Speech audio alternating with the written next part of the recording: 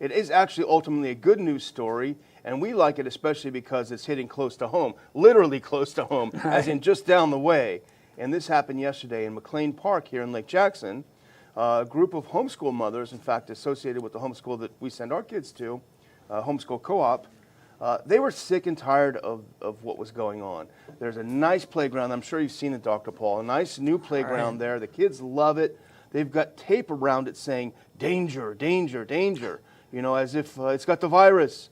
And so the mothers, I'm sure they're walking by there. Of course, they took down the basketball hoops and everything. The kids have nothing to do. They sit there forlornly. So the mothers got sick of it. They went down there.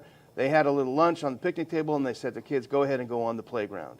We have a first clip here. These are a few clips from this. There were some people there that we know that took some pictures.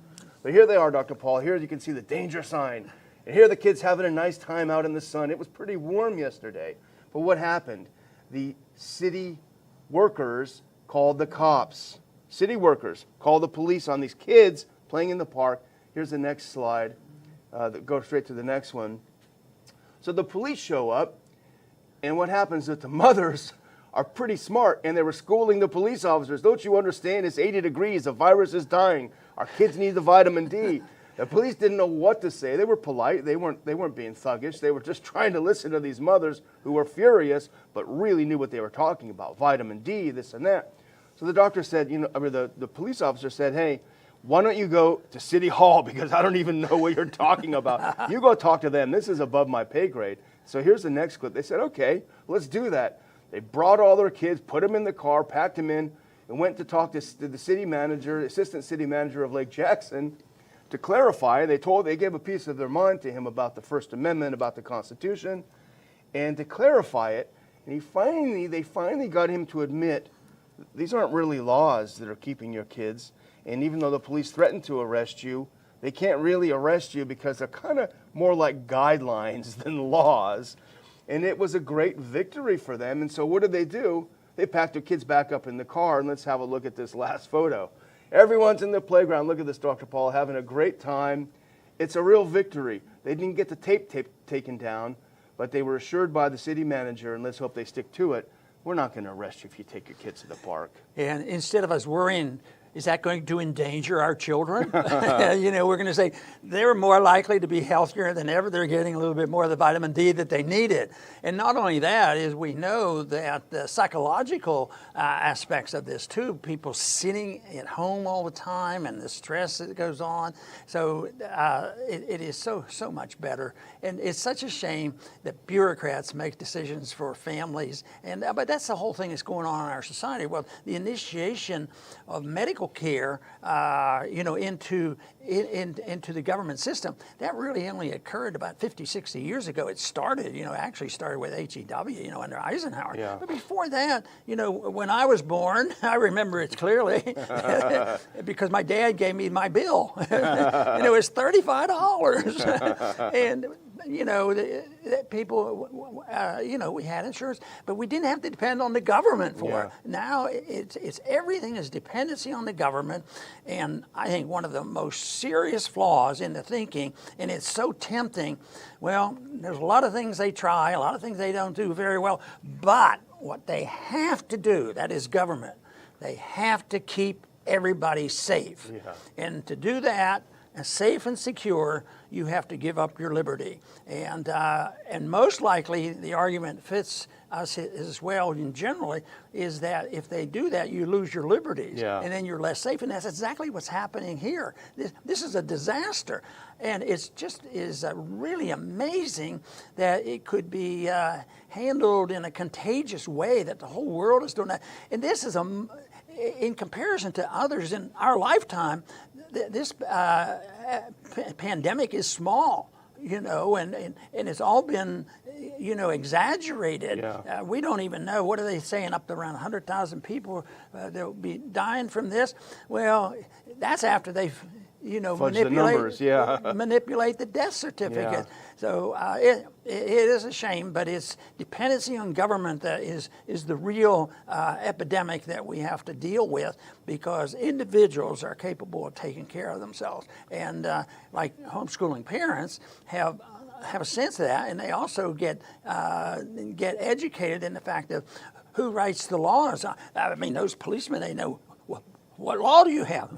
I don't know what law. And there aren't really laws. Yeah. And then they say, well, we got the governor say, we wrote an executive order. Some of those governors are getting into trouble now. That's right. Because maybe they aren't God. They Yeah. can't write these executive orders and do this. And I sure hope that's a negative for their political reelection. But Yes. this is, I think, some very encouraging things happening right now. And I hope that we get as much of this information out as possible. Well, one of the things that happened with the meeting with the city manager is one of the mothers said, so who's responsible for raising our kids and looking after them? Is it us as parents or is it you? And he thought for a second, he said, well, it's you. So let us do it. Step out of the way and let us raise our children, take the risks and raise them as we see fit. Yeah. So it was a convincing argument to him, thankfully. Well, you know, even before all this thing about coronaviruses, going to the park always had a lot of risk. But I can remember, we loved to go to the park and get on these swings and see how high we could go. And I can remember a couple people falling off and breaking their arms. So it was dangerous there. Yeah. But they didn't decide, oh my goodness, the kid fell off the swing. Are we going to have seat belts on our swings? And we're going to prevent this. Yeah. So it's a different attitude. It's a sense of responsibility. And of course, that's what this country was built on, a lot of self-reliance. And imperfectly, of course, but really our country was built on this. And the great wealth was developed by individuals seeing that the American dream was possible by working themselves and having their own incentives and being responsible for their family, whether it's for their recreation or for their food and their housing. And the goal was never to be perfectly equal, because then you'd need the government to make sure that everybody had exactly everything equal. But we have to have, equal justice is what we need, and when you punish people who have a small business unequal to the people who have large business, that really is a spot. They better correct that pretty soon, because that's going to be source of the revolution or the civil strife, because they have a point there. Why does the mom and pop stores, the little stores and hairdressers and all, they get closed down, and the big ones, they probably got got their big bonuses from the government before the small companies got it, and yet they didn't get closed down and they made big bucks. Yeah, Walmart's profits are through the roof this quarter. I would just close by just coming back kind of to how we started. And this is a great piece. We have it up on the Ron Paul Institute website, written by our friend Jim Bovard. And the piece is titled, Will the political class be held liable for what they've done? And I'll just read a couple of things from the great article. I highly recommend people to read it. Jim's always a great writer and a great libertarian, great thinker. But he has a couple of stats about the destruction of this country in the last couple of months. 40% of households making less than $40,000 a year have someone who lost their job in recent months. These are the lower income levels of society, the most vulnerable layers. Disaster Distress Helpline, National Disaster Distress Helpline, 900% more calls this past March than the previous March. A health organization in California, and this will go to the title really, estimated 75,000 Americans will die from despair over the lockdown. And now, this is what you said earlier, that 75,000 is less than the almost 100,000 that they say died from corona. But remember, Colorado last week had to revise its numbers down 25% because they were way overcounting. Even that's too high. So you revise our inflated numbers down. It literally may be true that the government reaction to a virus outbreak killed more people, certainly more agony, than the virus itself. And that is criminal. Boy, that's for sure. I want to close just by generalizing a lot of what we've been saying today, because I see this always in the big picture, which is the principle of individual liberty and personal responsibility. And you can solve most of the problems better than anything the governments can offer. The most the governments should do and offer is the protection of the right of individuals to take any risk that they want and take care of themselves and take care of their kids and all that. But other than that, the government shouldn't be involved in trying to make everything perfectly safe and regulating and quarantine people at the drop of the hat. But I think our society right now, and along with Jim Bovard, was talking about what's happening to us, is you know, I think what we're in the middle of is a pandemic of germophobia. And germophobia is something that I've mentioned before that in many ways Howard Hughes had. And his is an interesting story. He had an inclination to be concerned about washing his hand, but he was also a genius. He was a good businessman, but then later on, the germs and the bugs just, you know, possessed him, and he ended up in a desperate situation, living in filth, and it was just a mess because his over-concentration blurred his whole mind and destroyed his life. And I think our society has germophobia. And I think if we don't change it, our end results will be like the end results of Howard Hughes, and it won't be pretty. And the big thing is, the answers are so simple. It's just looking at natural God-given rights for our lives and our liberty and the right to keep the fruits of our labor. And that the government should be very, very limited, and they should stay out of our lives, stay out of our bedrooms, and stay out of starting a new war to try to distract us. It's not that complicated. And I think that people would respond. And now when there are failures, there was failure at Vietnam, and for a year or two we backed off but didn't do anything. There's a failure in the Middle East, but we're still messing around over there. And now they're starting to admit this coronavirus, you know, fear-mongering. It was way out of whack too.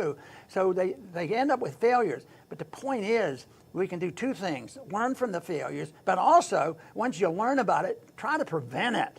This is where Daniel and I get sort of frustrated, because we see things coming, and why are they going to do it? And if you do a poll and it's generic, and you don't talk about Republicans or Democrats or anything else, people say, you know, I don't trust the government. I don't believe the government, and the government should stay out of our personal life. Yeah, it's a good idea to keep what you earn.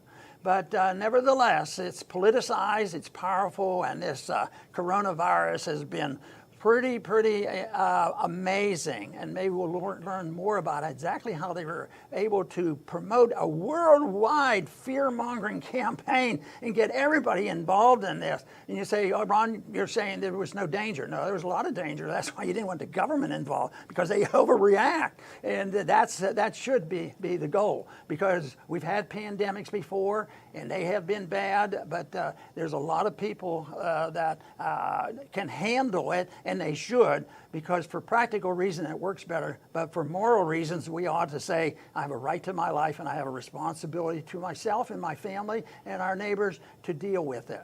So for that, I say, for peace and prosperity, look to the issues of liberty. I'm convinced they work. I want to thank everybody for tuning in today to the Liberty Report. Please come back soon.